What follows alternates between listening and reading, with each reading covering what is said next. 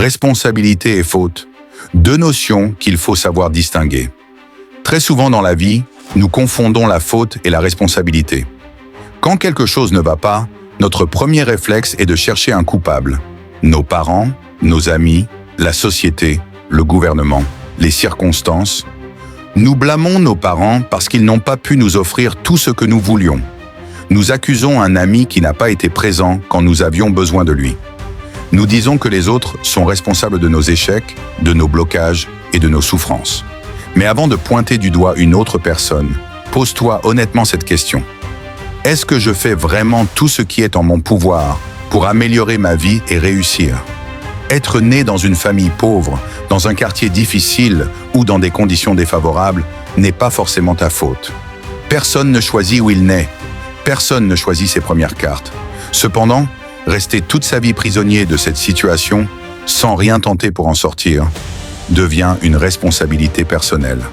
Le passé peut expliquer certaines choses, mais il ne doit pas devenir une prison qui t'empêche d'avancer. Prenons un autre exemple très simple. Si un ami casse un verre chez toi, oui, c'est sa faute. Mais si tu laisses les morceaux de verre par terre, que tu ne les ramasses pas et qu'un enfant marche dessus et se blesse, à ce moment-là, la responsabilité t'appartient. Pourquoi? Parce que tu avais le pouvoir d'agir.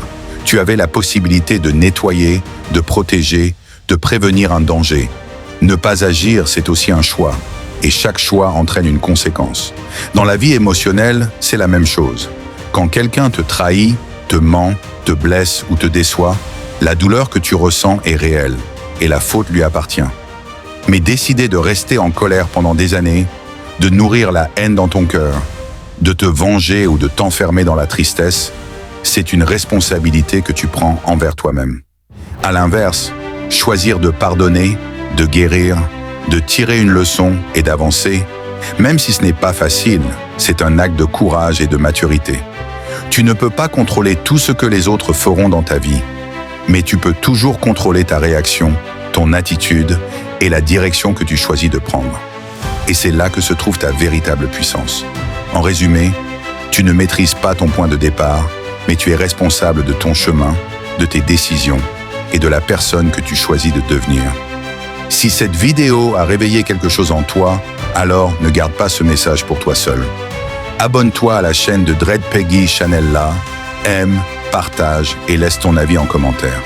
Ensemble, on grandit. Ensemble, on évolue.